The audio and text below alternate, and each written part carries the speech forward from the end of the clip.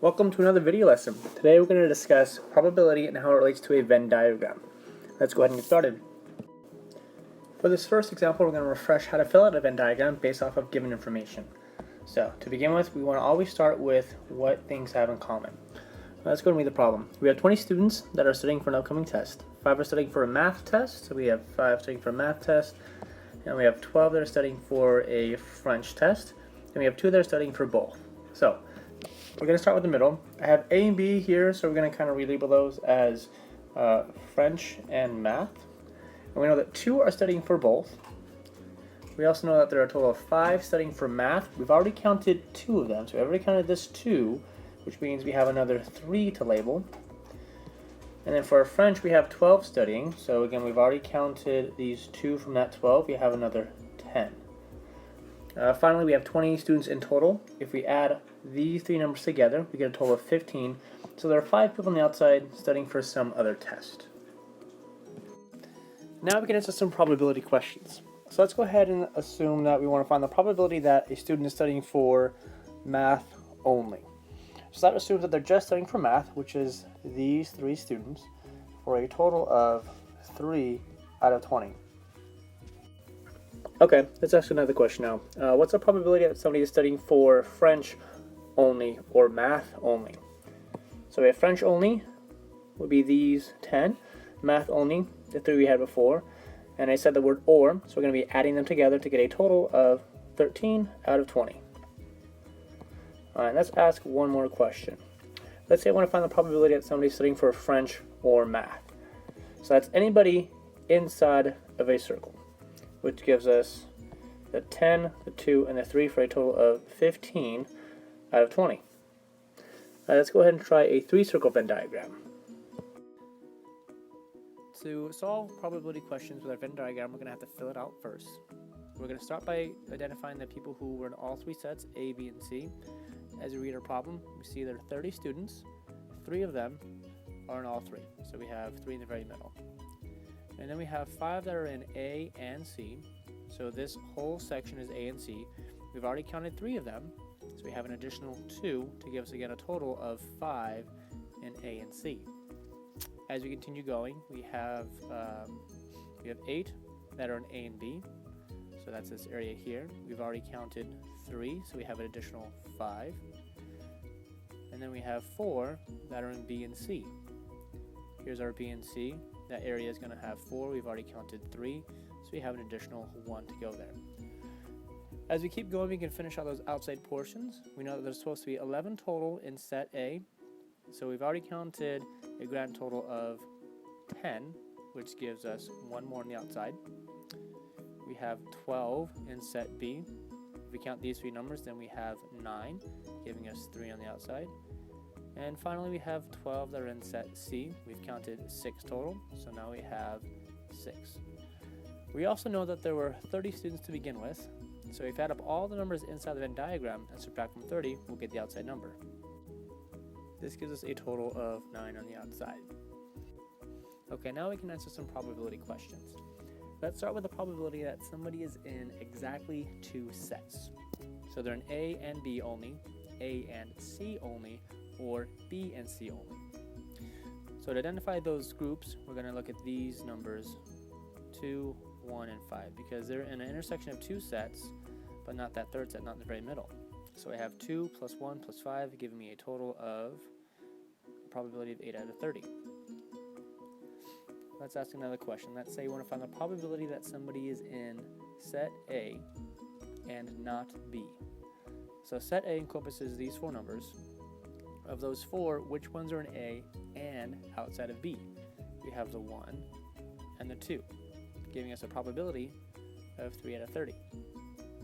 And finally, what's the probability that somebody is in exactly 1 set? So that would be this 1, this 3, and this 6. So we get a probability 10 out of 30 that somebody is in exactly 1 set. Alright, if you're comfortable with these 2 examples, you can skip the next 2. They're there just to kind of practice identifying probabilities from Venn diagrams. Alright, so this Venn diagram has been filled out for you. All I want to know is what's the probability that somebody likes sugar or cream in their coffee. So go ahead and hit pause now, try try the problem, and then check and see how you did.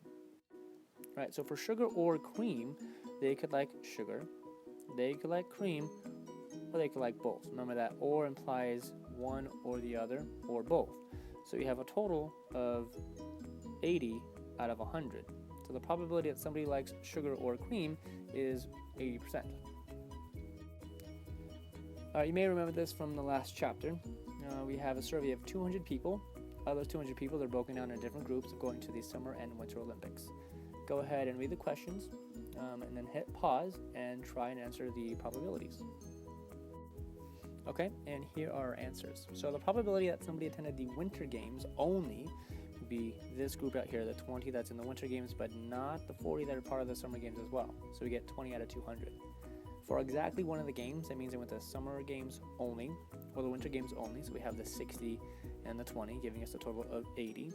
And then finally, either the Summer or the Winter Games, that means one or the other, or both, giving us a total of 120 out of 200.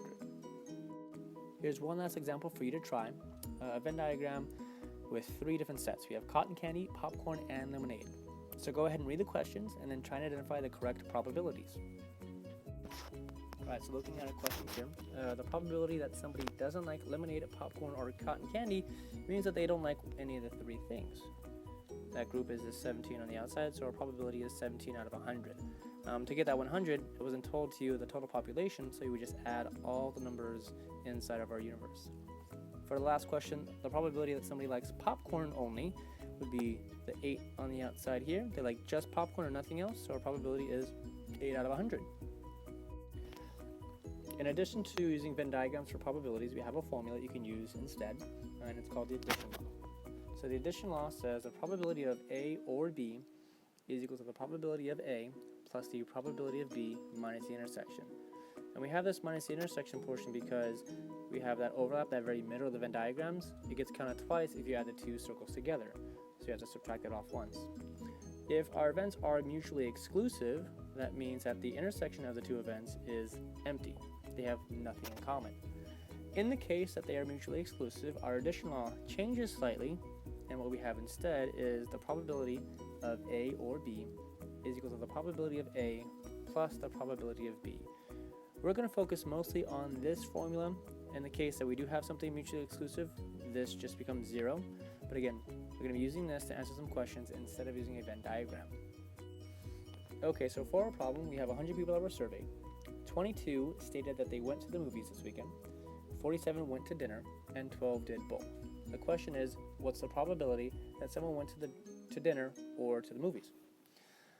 So we're going to take all these numbers and plug them in where we have. I used M for movie and D for dinner. If we go through, we have 22 people who stated they went to the movies. So the probability then would be 22 out of 100. We had 47 that went to dinner. So we turned that into a fraction, giving us 47 out of 100. And then we had a total of 12 that did both. So we're going to subtract 12 out of 100. To get our final answer, add the numerators together, and we end up getting, 57 out of 100. So the probability that somebody went to the movies or dinner is 57 out of 100. Alright, so here's another use of the same formula.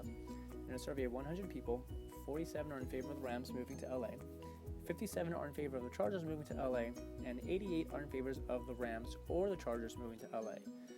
What's the probability that someone is in favor of the Rams and the Chargers moving to LA? So we're going to fill out our information where it belongs. To begin with, 47 people are in favor of the Rams moving to LA.